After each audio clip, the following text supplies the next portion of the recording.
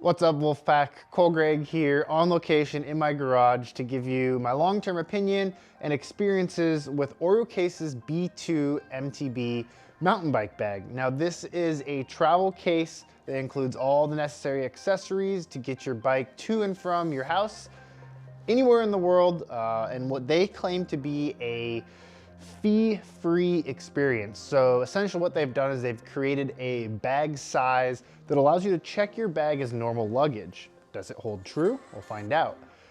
So as you can see, the bag here, it is quite the small package for what you get. So what they've done here with this nice tight package is inside the bag, there are some supports that actually zip in to create the shape of the bag, which not only allows you to have a really small profile for storing when not in use, because let's be honest, we wish we were using it every day, but we're not. Basically, this profile and size allows you to build out the bag as you put your bike in it and keep size again at a minimal so you can get it on the plane without a big expensive bike bag fee. And yeah, let's go ahead and open it up. So see, there's some nice clasps here to keep it all nice and tight. Inside the bag, there's a number of storage compartments, specifically on the sides here. Once you get it built in, you've got nice, I usually put tools, my shock pump, nothing really sharp in here because I don't want it to get through the material. Even though it's a really durable nylon, I actually have no holes or anything in this bag after the 3 times that I've used it now. It comes with 2 wheel cases. They're perfectly sized. I was able to fit my 29-inch bike wheels with 2.5-inch tires, aired down, by the way. I tried putting them in with air still in them. They got to be aired down to fit. And there's a nice little storage area here for all the bits and bobs, axles. I actually put my disc rotor bolts in here because I do take the discs off. And inside the bag, there is some protection for the outside of your wheels, making sure everything arrives in one piece. Again, you got 2 of these. And here are those supports that I mentioned. So basically, these zip into the bag and allow you to get that bag upright to get ready to put the bike in. Let's see what else we got in here. Oh, looks like I got a t-shirt. So I usually wrap my bike in extra stuff. You never know. It's always good to have extra protection when these things are getting tossed around by the luggage handlers. Inside the base here, there's another slide-in piece that folds up, and so this will sit upright and Velcro to the side of the bag to help with that support. And this is where I put the rotors. So you got a nice slot here, and it does fit 223mm rotors, which is fun because those are pretty much as big as you can get these days. So good to know. So the actual base of the bag is a compression mold, super sturdy. There is some hard plastics in here to make sure that the bottom of your bike where the dropouts are do not puncture the bag. So no worries about getting that thing off the conveyor belt and seeing how your bike stick out, because that's the last thing we want. All right, well, I'm gonna go ahead and put this thing together and show you a little bit more on the shape. All right, so we just got one side of the bag all put together. As you can see, it self-stands. Just gotta push this guy in once you get it all together.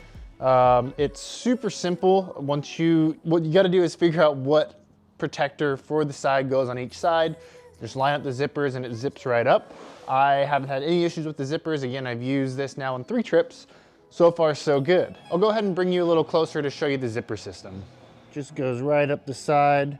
Super simple to get this in. You have the outer zipper system and this inner zipper system.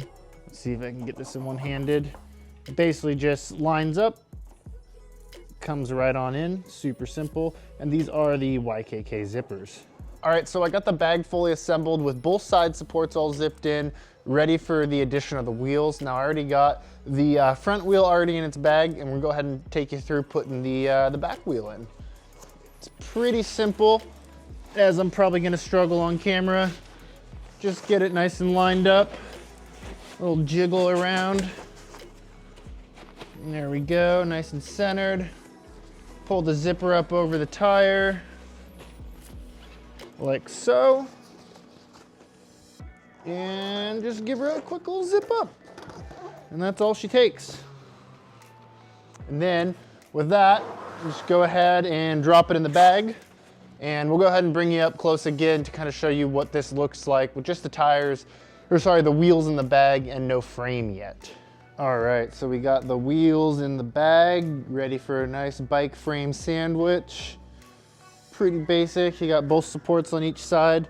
These wheels will stand straight up and the frame will just slot right here in between them. Create a nice little safe package for your bike on your journey. I got the bike all disassembled, ready to go. What you're gonna do, at least what I do, go ahead and slide it in, get the derailleur tucked back in. And so the bag is actually an oblong shape, so you want your head tube at the tall end, else it's not gonna fit.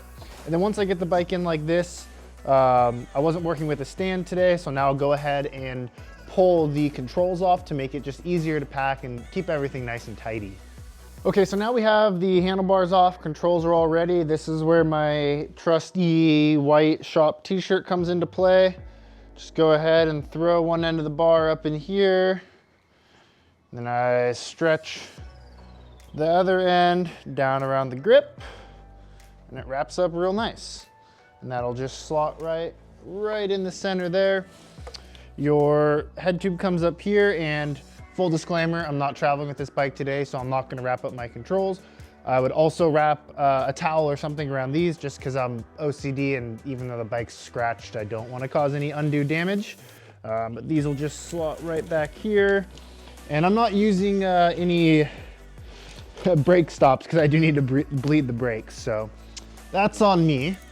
And we'll just go ahead and make sure that we're all lined up here. Yeah, we're gonna be good. Okay, so one more thing. This bike bag is rated for large 29-inch mountain bikes, or up to XL 29-inch mountain bikes. This 2022 range is an XL, but it is a very, very long XL. And thankfully to me, I was able to get it in with the dropouts on, but there was too much pressure, what I thought, the exposed head tube here. As you can see, it's pretty tight, but I'll wiggle it in there and it zips up fine. So I actually pulled the dropouts off this bike to get it even lower into the bag. If you don't have an XL, this bike's, well, it's a 510 mil reach or something crazy like that, you're gonna be completely fine. With the dropouts, it fit, but I was traveling to Europe and I knew it was gonna be handled all crazy like, so I wanted to make sure I was taking the most precautions possible. All right, I'm gonna get this spun around so you can watch me zip it up. Okay, so the final piece to the puzzle here is the fork. Now this comes into my only dislike about this bag is there is not a separate bag like you have for the wheels to put your fork in. A lot of guys are putting it on the down tube and just wrapping it in a towel. I just think with a bag like this, either there should be a bag provided or a separate slot. Like there's a lot of options here what you could do. So I actually have this old pad from one of my previous bags, a Dakine bag that I so generously gave to a friend once I got this one. And I just go ahead and wrap it up in there. And when I'm traveling, I do throw just one big zip tie around it, and she just slots real nice down in there like that. And now you got a nice bike sandwich. Okay, so roll this up and over. And there's independent zippers on each side, so you don't gotta chase it all the way around. Go ahead and zip about halfway. Again, I'm not like having to pinch it together super hard.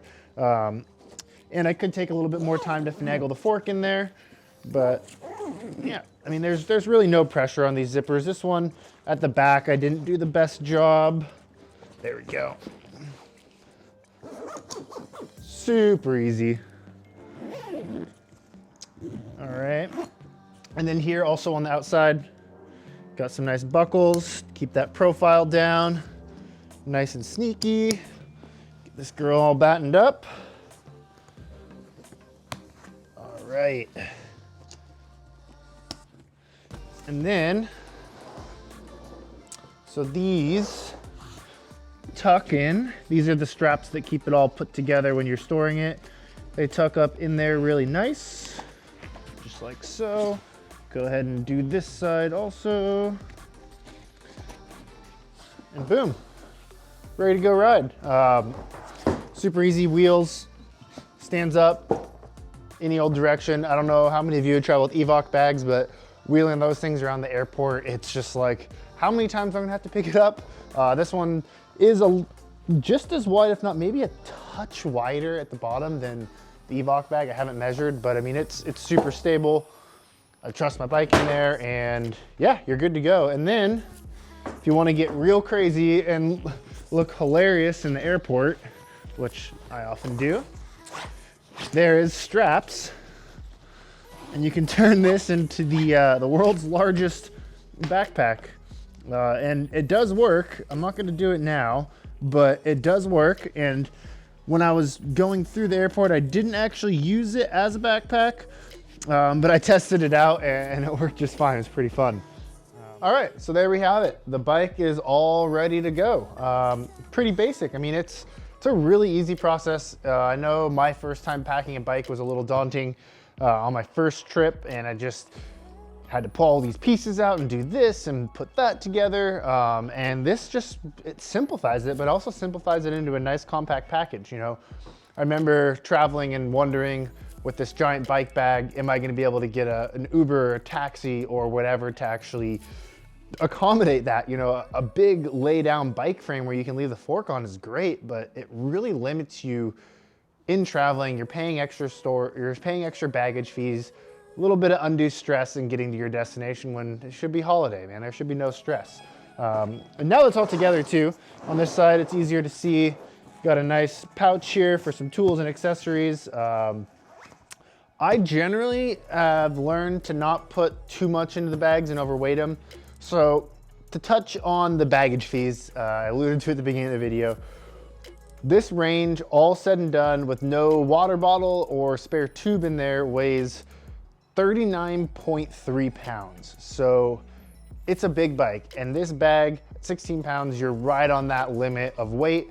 And leaving the US, traveling nationally here in the States on Alaska Airlines and American Airlines, no issue. I went in, I think I had pads, and I used my knee pads to separate some stuff. So I had a few extra things in there, was not overweight, super stoked on that, flew for free.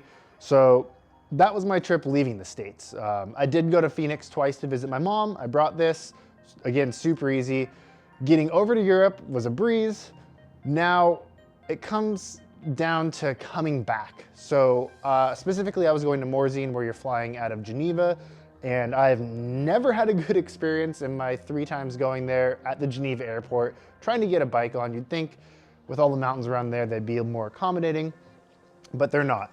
And so there was my last trip over there, huge argument back and forth with not the gate agent or the ticket agent, saying that I had to pre-schedule to put sports equipment on, and I kept telling her, you know, it's not, it's, you know, it's within the dimensions of a normal suitcase. Can I pay the overage fee? Because their weight limit coming back on Swiss Airlines is different than the weight limit on Alaska Airlines, which I didn't look into, so that's my fault. So if you are traveling internationally, do your due diligence, make sure you know the airline's rules, their weights, and if you have to, you know, pre-schedule, which I had never done for a bag. And you know, came really close to me not making the flight and actually taking a taxi to the local shipper.